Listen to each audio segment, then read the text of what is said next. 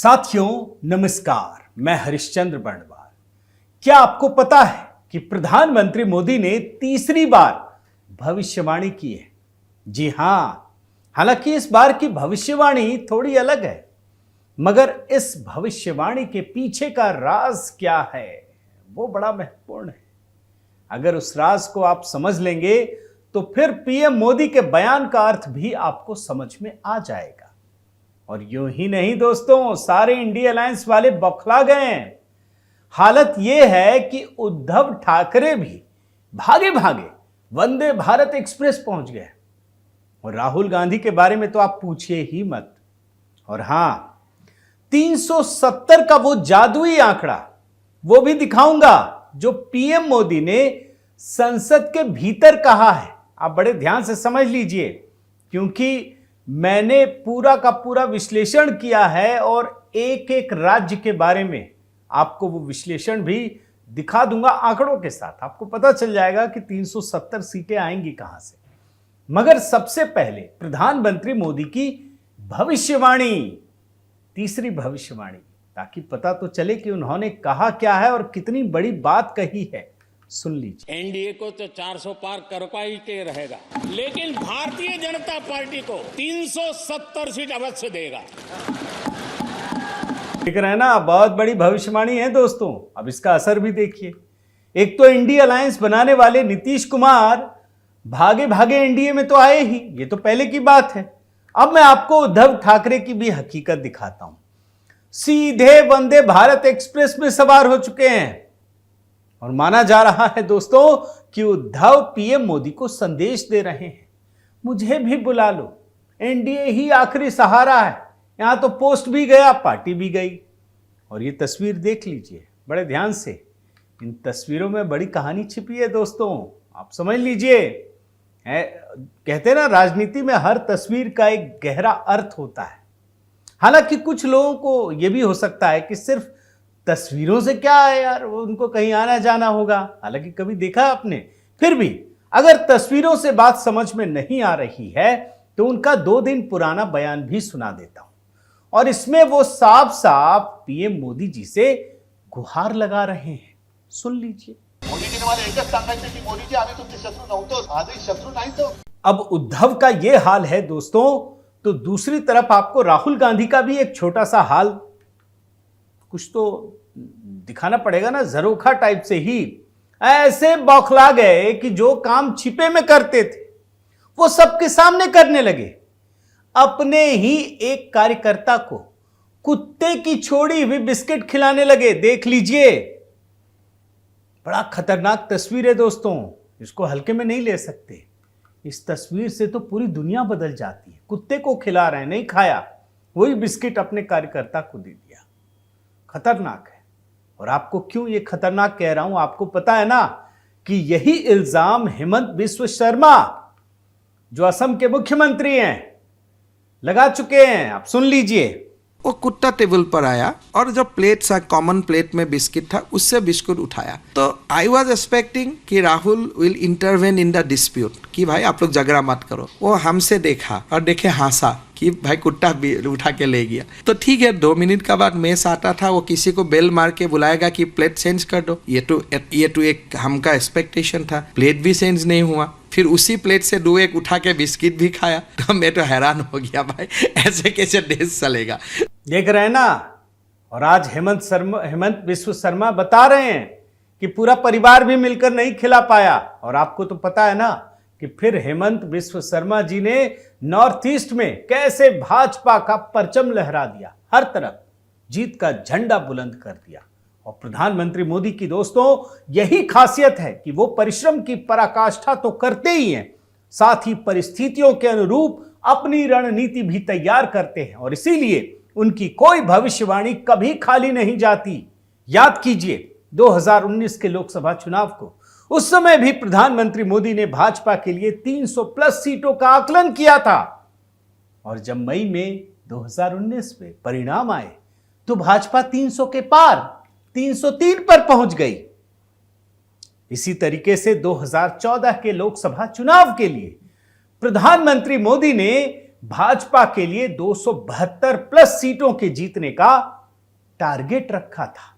और जब मई 2014 में लोकसभा चुनाव के परिणाम आए तो भाजपा ने 272 के आंकड़े को पार करके 282 सीटों पर जीत हासिल कर ली थी। और जानते हैं, मैंने इस पर एक शॉर्ट वीडियो बनाया, अगर आपने नहीं देखा है तो मेरा एक शॉर्ट चैनल है, उसमें जरूर देखिए। वो तीनों बयान एक साथ, वीडियो बाइट, आप इसको सब्सक्राइब भी कीजिए और इस वीडियो को देखिएगा, आपको पूरी कहानी पता चल जाएगी। तो कुल मिलाकर इस तरह से प्रधानमंत्री मोदी ने दोस्तों आने वाले लोकसभा चुनाव में 370 सीटों पर भाजपा की जीत का जो ऐलान किया है, वो सिर्फ एक आंकड़ा नहीं है, बल्कि देश के 140 करोड़ लोगों के मन की बात है। आंकड़ों में मत उलझिए, आंकड़ा तो अभी कुछ को पच नहीं रहा है। पिछले कुछ महीनों में लोकसभा चुनाव को लेकर जो भी ओपिनियन पोल्स आए हैं, वे भी यही बता रहे हैं कि एनडीए बहुमत के साथ सरकार बना रही है।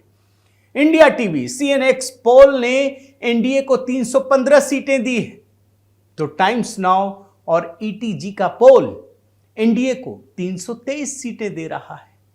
वहीं आप एबीपी सी वोटर के पोल को देखिए तो वो 335 सीटें दे रहा है। यानी सब दे रहा है, कम है। और ओपिनियन पोल्स के साथ साथ प्रशांत किशोर भी अपने आकलन में बता रहे हैं कि भाजपा 2019 से अधिक सीटों के साथ सरकार में वापस आ रही है। प्रशांत किशोर कह रहे हैं। मैं बॉलीवुड से भी कह देता हूं, बॉलीवुड कलाकार और समाज सेवा में जनता से सीधे जुड़े नाना पाटेकर ने तो प्रधानमंत्री मोदी के आकलन से मिलता जुलता आकलन कुछ महीने पहले ही कर दिया। उन्होंने कहा कि भाजपा इस बार 375 सीटें अकेले अपने दम पर जीतेगी। है ना कमाल की बात। नानाजी ने जो कहा, प्रधानमंत्री मोदी भी वही कह रहे हैं।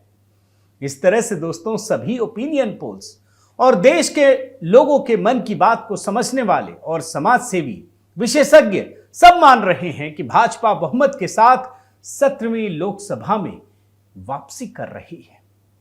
लेकिन 2014 और 2019 लोकसभा चुनाव में भाजपा ने हर राज्य में जिस तरह से सीटें जीती थी, उन आंकड़ों को जब आप देखेंगे तो आप भी सहज आकलन कर लेंगे कि 2024 में भाजपा कैसे 370 सीटें जीत रही हैं।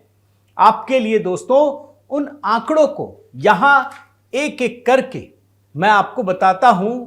आप जरा इसको बड़े ध्यान से देखिए और एक एक आंकड़े को देखिए। मैं आपको बता रहा हूं, उत्तर प्रदेश और 370 सीटें हैं, ध्यान रखिए। उत्तर प्रदेश में 80 सीटें, 2014 में 71, 2019 में 62। अब तो सारी सीटें जीतने पर जोर लगा रही हैं। 74 सीटें महाराष्ट्र में, 23 सीटें पिछली बार थी, इस बार कम से कम 25 सीटें, 2 सीटें बढ़ा लीजिए। पश्चिम बंगाल 18 सीटें जीती थी, इस बार भाजपा ने मिशन 35 का लक्ष्य रखा है। बिहार में 17 सीटें जीती थी। अगर जेडीएस के साथ नहीं होता तो बढ़ा देता मैं, लेकिन मैंने 17 ही रखा है। तमिलनाडु, यहां पर पिछली बार खाता नहीं खुला था, 2014 में 1 सीट, और इस बार जिस तरीके से अन्ना मलाई काम कर रहे हैं, आप यकीन मानिए 7 सीटें भाजपा को मिलने वाली हैं। मध्य प्रदेश पिछली बार 28 जीती, इस बार भी हमने 28 ही रखा है। कर्नाटक पिछली बार 25 सीटें, इस बार भी 25 ही रखा है, जबकि जेडीएस के साथ वहां गठबंधन हो चुका है, उसको भी 3 सीटें देंगे, तो वहां भी 25 सीटें। गुजरात में 26 जीती थी, 26 जीतेंगे। आंध्र प्रदेश में पिछली बार 0 सीटें, 2014 में 2 सीटें जीती थी, इस बार 3 ही रखा है सिर्फ, और 3 मतलब 25 में 3। इसके बाद आप देखिए राजस्थान में 25 जीती, 25 जीतेंगे। ओडिशा में 8 जीती थी भाजपा ने, इस बार 12 रखा है। केरल में 0 सीटें, लेकिन केरल के लिए तो आपको बता चुका हूं ना कि भाजपा कितनी मेहनत कर रही है। 3 सीटें सिर्फ रखी हैं 20 सीटों में से। तेलंगाना 17 सीटें हैं, और तेलंगाना में 4 सीटें पिछली बार मिली थी और इस बार 10 सीटें। और ये याद रखिए, विधानसभा चुनाव में भाजपा ने अपना परफॉर्मेंस डबल कर लिया था, इसलिए असम में 14 सीटें हैं, पिछली बार 9 जीती थी भाजपा ने, इस बार 12 सीटें। पंजाब में 2, 13 में जीती थी, इस बार 4, क्योंकि पंजाब में भाजपा मजबूत स्थिति में आ रही है धीरे धीरे। झारखंड में पिछली बार 11, 2014 में 12, इस बार 12 सीटें रखी हैं। छत्तीसगढ़ में 11 में 10, हरियाणा में 10 में 10, दिल्ली में 7 में 7, जम्मू कश्मीर में 6 में 4, उत्तराखंड में 5 में 5 जीत चुके हैं दोनों बार, इस बार भी जीतेंगे। हिमाचल प्रदेश में 4 सीटें, चारों दोनों बार जीते, इस बार भी जीतेंगे। आप इस चक्कर में मत फंसिए कि वहां कांग्रेस की सरकार है। झारखंड में यही हुआ था, साफ हो गए। फिर मेघालय में 1, गोवा में 2, फिर इस तरीके से अब छोटे राज्य हैं दोस्तों। त्रिपुरा में 1, मणिपुर में 1, अरुणाचल में 2 में 1, चंडीगढ़ में 1, मिजोरम में 1, दादर नगर हवेली में 1, नागालैंड में हमने 0 ही रखा है, दमन दीव में 1, सिक्किम में 0 ही रखा है, अंडमान निकोबार में 1 रखा है, पुडुचेरी में भी 1 रखा है, लक्षद्वीप में हमने 0 ही रखा है। हालांकि लक्षद्वीप के लिए सरकार बहुत काम कर रही है। कुल मिलाकर देखिए तो 370 सीटें आना दूर की कौड़ी नहीं है। बिल्कुल प्रैक्टिकल अप्रोच के साथ पीएम ने यह संख्या लोगों के सामने रखी है। अब समझ जाइए दोस्तों कि 370 सीटें जीतने के लिए भाजपा मिशन मोड में पिछले कई महीने से लगातार काम कर रही है। ऐसा नहीं कि अचानक से बोल दिया। और इसके लिए पार्टी ने उन 144 सीटों के लिए मास्टर प्लान बनाया है जिन सीटों पर पिछले चुनाव में भाजपा जीतने से चूक गई थी। इस रणनीति को दक्षिण में सफल बनाने के लिए प्रधानमंत्री मोदी ने खुद मोर्चा संभाल रखा है। वो दक्षिण के राज्यों का लगातार दौरा कर रहे हैं। आप देखिए ना, केरल समेत दक्षिण के राज्यों में जीत के लिए बूथ स्तर पर क्या करना चाहिए, इसकी कमान भी खुद पीएम ने संभाल रखी है। वो कार्यकर्ताओं को गाइड कर रहे हैं और बकायदा आप ये रिपोर्ट देखिए, पीएम मोदी कार्यकर्ताओं को स्टेप बाय स्टेप बता रहे हैं। वो जानते हैं कि जल्दबाजी में गलत काम ना कर बैठे, इसलिए बहुत ही तरीके से काम करना है। भाजपा दोस्तों प्रधानमंत्री मोदी के नेतृत्व में जिस रणनीति पर काम कर रही है उसका एक ही मकसद है, 50% वोट शेयर के साथ जीत को हासिल किया जाए। प्रधानमंत्री मोदी की रणनीति और विश्वास को देखकर शेयर बाजार भी समझ रहा है कि इस बार एनडीए की सीटें 400 के पार होंगी। बताइए, बाजार को भी ये पता चल जाता है। और विपक्ष भी दोस्तों प्रधानमंत्री मोदी के आकलन को सही मान रहा है, तभी तो वो अभी से बहाने ढूंढ रहा है और ये कह रहा है कि ऐसी जीत सिर्फ ईवीएम की हैकिंग से ही संभव है। अपना जीतते हैं तो भूल जाते, फिर ईवीएम के बारे में चर्चा ही नहीं करते। यहां मतलब कोई आदमी कुछ बोल भी देना, बुलबुले में फूंक भी देना तो भी ईवीएम दोषी है। यह हाल है। तो कुल मिलाकर साथियों, प्रधानमंत्री मोदी पिछले 50 सालों से सार्वजनिक जीवन में है। इन 50 सालों में उन्होंने हर स्तर पर काम किया है। पहले प्रचारक का काम किया, फिर भाजपा संगठन के लिए काम किया, फिर गुजरात के मुख्यमंत्री बने और पिछले 10 सालों से देश के प्रधानमंत्री पद पर है। इस समय देश की राजनीति में प्रधानमंत्री मोदी जैसा कोई अनुभवी राजनीतिक व्यक्ति नहीं है जिसके पास इतना व्यापक स्तर पर अनुभव हो। और इसीलिए प्रधानमंत्री मोदी जनता के दिल की गहराई को समझते हैं। उनकी इसी गहरी समझ का आकलन है दोस्तों कि भाजपा इस लोकसभा चुनाव में 370 सीटें जीत रही हैं।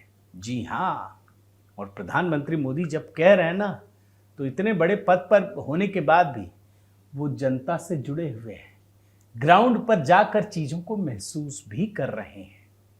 उम्मीद है कांग्रेस और बाकी लोगों को समझ में आ गया होगा कि क्या कुछ होने वाला है। अभी भी मौका है, वो रणनीति बनाते रहे। बहुत बहुत धन्यवाद दोस्तों। आपसे निवेदन है कि आप ज़रूर, आपको स्टोरी कैसी लगी ज़रूर बताइए। हर चीज़ मैंने एक एक तरीके से बताने का प्रयास किया।